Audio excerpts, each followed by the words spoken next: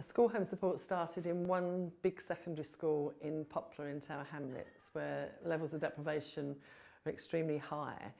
But our founder, a fantastic woman called Bridget Cramp, saw the repeated cycle of parents who were unemployed and unaspirational for their children not attending school regularly, so not able to attain, and so further cycles of unemployment, poor employment, and yet more deprivation. So she was determined to get children from their homes into school, ready and able to learn. And if the barriers were money around poverty issues, if it was about not having a pair of school uniform shoes, she would find money to buy them a pair of school uniform shoes. If it was around a chaotic family home, and she would help with the families, the parents, as well as the children, break through that and get those kids into school, able to take advantage of their educational possibilities. Well, very quickly, the head teacher saw the impact that she was having on his attainment class, because there's a direct correlation between attendance and attainment at school. So the more you're in school, the more likely you are to actually learn and to be able to attain and achieve. And the results were showing that. So quite quickly, other head teachers were picking up on this and saying, you know, I want one of those too. It was then formalised much more, where we had proper supervision put in place, because quite often when we were doing those home visits, you do reach those kids who are finding life hard, because life is hard at home. And then quite soon you get into issues that potentially touch on child protection and other issues that are outside our remit. So making sure we had the safe practices in place all along the way, and that our practitioners are well supported to deal with some of those very difficult circumstances was absolutely key. So the charity became a much more structured organisation rather than just one person doing some good. Okay, so we work from the basis of a school, very closely in collaboration with teachers and other school professionals. And we work with a child who, for some reason or other, isn't attaining their best or isn't attending well. From there, we go back into the home to try and overcome whatever those barriers that are getting in the way of that child attending. So it's very, very broad what can be happening. Sometimes it's straightforward issues around chaotic families. From a school basis, the practitioner will be in school, but they're not timetabled. So if something goes wrong, they're able to go and to do the home visit or to accompany a child or a parent to an appointment. And what will happen regularly is that a teacher will notice that a child is very tired or is maybe starting to look unkempt, and she will highlight that to the practitioner, who will make a particular effort to see the child and then go and see the family at home and work out what's going on. More frequently in secondary schools in particular, where parents don't have such direct contact with schools, the issues may well be around behaviour and attendance. And so we will make a particular appointment to go back home and see what's going on with the family. If your mum's been suffering from domestic violence and you've watched her be beaten up by her latest boyfriend, it's quite difficult to sit and pay attention in literacy hour the next morning. So there's lots of incidents like that happen.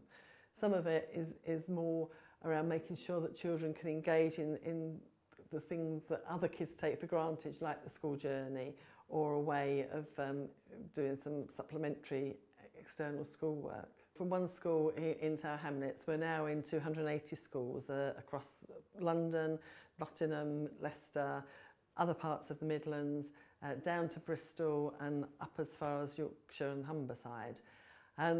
But we know we're reaching about 5% of the children and families who need our support. So our target is to get to the 5,000 schools in areas of deprivation that we know need us.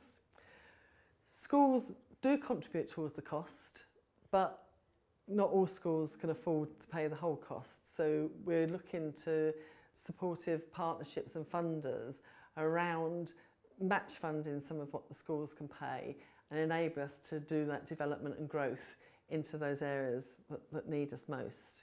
So the match funding means that a school with a relatively small budget can have a practitioner who can make those links between the school and home and overcome some of those very difficult problems that children and young people are facing in our communities.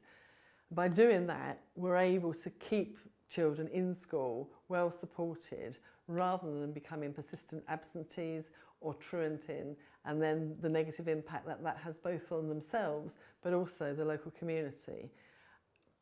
But it does mean that we need to raise money to match fund what the school can pay in order to get that practitioner there able to do that work. One of the things I will say is that we're really good at is finding the right person, matching them to the appropriate school, and then putting in the great support around them that means that they can do sometimes a very difficult job to maximum impact.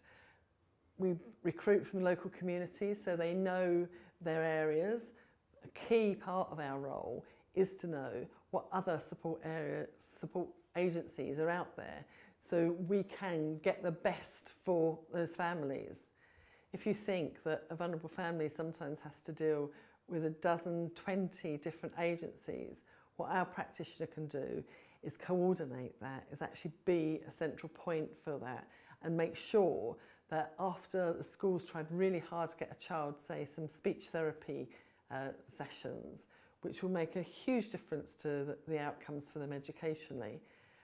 But if the family is slightly chaotic or disorganised, come the time of the appointment and they miss it, it could take another 6 weeks, 8 weeks, 3 months to get a new appointment again. So we're there to make sure that that appointment is kept. Sometimes we will even take the child along with the parent to those initial meetings around there. Our purpose is to build resilience and capacity within families. So the first time we help deal with a problem, we may actually do the whole thing. But the second time, hopefully, we'll be able to introduce the parent to the organisation that can help them. We may make the appointment for them, and we'll remind them to go, and we'll find out how they get on the way back. But by 3 or 4 weeks into this, the idea is that they can now take that on board and do it for themselves. So we've built the capacity for that family to do better for the future. The schools that we work in are generally in levels of high deprivation. Yesterday I was visiting a school and 75% of the children there were eligible for a free school dinner. Now that, compared to nationally where it's 15%, is huge. But this was in an area which actually 100 yards away was incredibly affluent. It's a pocket of deprivation. And the parents are struggling because they've got very low employment, they've got terrible language difficulties, and there's lots of difficult stuff going in amongst their communities and some in individual homes. But I met a parent yesterday who had been so empowered by our practitioner that not only had she done her language course and then her computer course and then her community development course, she's now working in the school and earning money, having come off benefits. So the triple whammy positively to society that does is fantastic. And it means for the children that if your parent is working, far more likely to be aspirational for your children to do better and for themselves. And we know that research has shown that if a parent is engaged with their child's education, and that doesn't matter if they spend 5 minutes a day or 2 hours a day, but that adds 15% to the child's outcomes and their attainment outcomes later on. When you think about children in the state school system, it's very mixed, and many of us are lucky enough to be able to afford a house and move to an area where there is a good school. But many of the people we work with don't have that opportunity, and therefore supporting those children in the very difficult schools that they're in is absolutely key.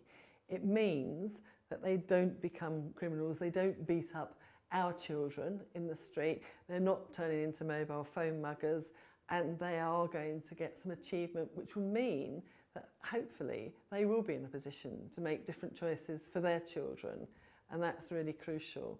And it's just not fair that they don't get as good a shot at education as you or I had. So that's where we come in. We're able to alleviate some of those practical issues that get in the way of children not being able to achieve. From our welfare fund, we buy a bed for the child who's tired every morning because they've been sharing a bed with 3 or 4 siblings, or even sleeping on a bundle in the corner of a room, which is some of the things we've experienced. You know, we can buy a fridge for a mum who can't afford to buy a weekly shop at the moment because everything goes off. That makes a huge impact